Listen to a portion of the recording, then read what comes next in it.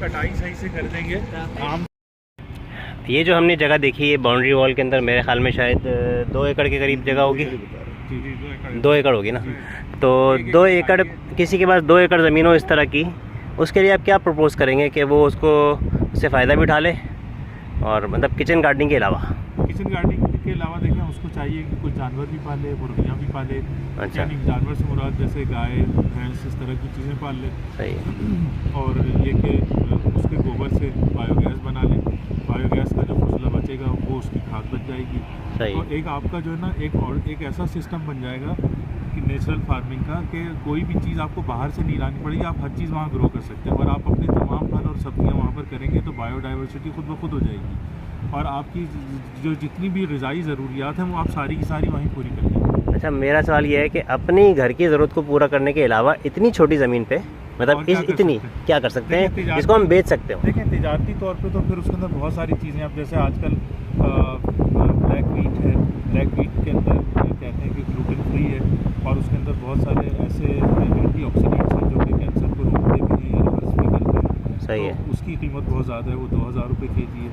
इसी तरीके से बहुत सारी हर्ब्स हैं जो हमारे गर्म इलाके में लग जाती हैं, तो उसकी एक लॉन्ग लिस्ट है, वो आप लगा लीजिए, उससे आपको अच्छे पैसे मिल जाएंगे। इसी तरीके से जैसे न्याज़बो है, बैसिल है, ये हमारा खुदरा पौधा है, मेरे ख्याल से 1000 रुपये केजी है इसका बीज। चिया सीड और ये सारी चीज़ें, ये कोई भी चीज़ 1000 रुपये केजी से कम की नहीं। मेथी है, ये भी अच्छी खासी महंगी है, और मेथी की तो अफादियत इतनी है कि लोगों को कहते हैं कि पता चल जाए तो सोने के भाव उसको। सर मैं असला साहब, हमारे एक दोस्त हैं हाफिज़ इस्माइल नाम है, तो हब चौकी पर उनका मदरसा है, और उनके पास भी तकरीबन कोई 4-5 एकड़ ज़मीन है। तो वो मतलब मदरसे के अखराजात हमेशा तो जो है ना वो मुश्किलात ही रहती हैं, तो मैंने उनको भी मशवरा दिया था कि आप इस पर थोड़ी बड़ी फार्मिंग कर लें। सबसे पहले तो मैं कहता हूँ कि अगर किसी के पास जगह नहीं है, कच्ची ज़मीन भी नहीं है, तो बोरी के अंदर मट्टी भर के वो आलू लगा ले।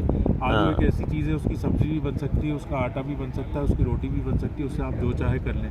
गोश्त के साथ भी पका सकते हैं, बगैर गोश्त के भी पका सकते हैं, सब्ज़ी पका लें, सालन पका लें। घर में भी बोरी में रख सकते हैं, वो घर में भी रख सकते हैं, आप अपनी छतों पे रख सकते हैं, तो उसको सूरज, और इतनी बड़ी जगह हो तो उसको तो इस्तेमाल करना चाहिए। तो अक्सर मसाजिद मदारिस के बाद इतनी जगह होती है फालतू, बिल्कुल इस्तेमाल नहीं कर रहे उसको। और ये कि मैं तो ये कहता हूँ कि मदारिस के जो बच्चे हैं उनको बुनियादी जो नेचुरल फार्मिंग है वो सिखानी चाहिए। और जब मदरसे के बच्चे जा रहे हों तो उनको मुख्तलिफ चीज़ों के बीज देने चाहिए कि ताकि जिस जगह भी जाके वो इल्म की रोशनी फैलाएँ, तो वहाँ लोगों की ज़रूरियात भी पूरी करें, और उनको उनकी क्योंकि ग़िज़ा इंसान की बुनियादी ज़रूरत है, तो जितनी ज़रूरत हमें अपने जो इल्म की है उतनी ज़रूरत नहीं है, शायद उससे कुछ कम होकर हमें ग़िज़ा की ज़रूरत पड़ती है। सही है। ज़िंदगी का रिश्ता बरकरार रखने के लिए, तो अगर उनको हम ये चीज़ें सिखा दें तो बस वो जहाँ पे भी जाएंगे, कोई मस्जिद मदरसे में जाएंगे, कम से कम कुछ नहीं होगा तो वज़ू का पानी होगा, उस वज़ू के पानी के ऊपर वो अच्छी खासी अपनी ज़राअत। अच्छा, यहाँ पे एक इश्काल आता है, वो कहते हैं भैया अगर हम इस काम में लग जाएंगे तो हमारा वो वाला काम रह जाएगा।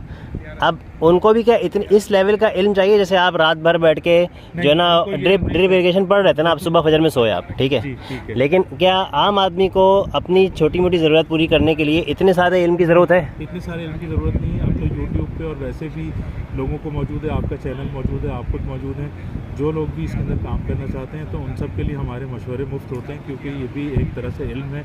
और कोई आदमी रिश्ते हलाल कमाने के लिए जो इल्म हासिल करना चाहता है उसमें मदद करना हर उस शख्स के लिए मैं तो फ़र्ज़ समझता हूँ जो उस इल्म को जानने वाला है। मतलब थोड़ी बहुत वेजिटेशन अपनी छोटी सी ज़मीन पे करने के लिए बहुत ज़्यादा आपको टाइम नहीं लगाना पड़ेगा, आपने बीज डालना है और फिर नेचर पे छोड़ देना है। आधे घंटे से ज़्यादा आपको नहीं देना पड़ेगा अगर आप पर डे की ज़रूरत जी, अगर आप अपने घर की ज़रूरत देखें। आप मौलाना अशरफ अली थानवी साहब भी रहमतुल्लाह अलैह वॉक किया करते थे, सुबह टहलने निकलते थे अपनी सेहत को बरकरार रखने के लिए। तो इसी तरीके से आप अगर आपके पास ये जगह है, आप यहाँ पर थोड़ा सा चल फिर भी लें और यहाँ पर थोड़ी अपनी पौधों की देखभाल भी कर लें। जैसे मुफ्ती रफ़ी उस्मानी साहब रहमतुल्लाह अलैह थे, तो वो सुबह उनका मामूल था एक जो है वो पूरा मदरसे का राउंड लिया करते थे, जिसके अंदर वो चहलकदमी के साथ साथ आप समझ लीजिए कि वो सारी चीज़ें जो है उसकी देखा भी करते थे, मदरसे की तामीरात से मुताल्लिक़ और मदरसे की पौधों ज़राअत से। और ये तो अलग से सवाब भी है ना, हदीस में भी एक्सप्लिसिटली मेंशन किया गया है इसको कि ये तो अभी पौधे लगाना जो है ना, एक उन्होंने हदीस भेजी थी कि अगर तुम्हें पता हो कि उसका मफ़हूम है कि अगर तुम्हें पता हो कि क़यामत आने वाली है, तुम्हारे हाथ में एक बीज है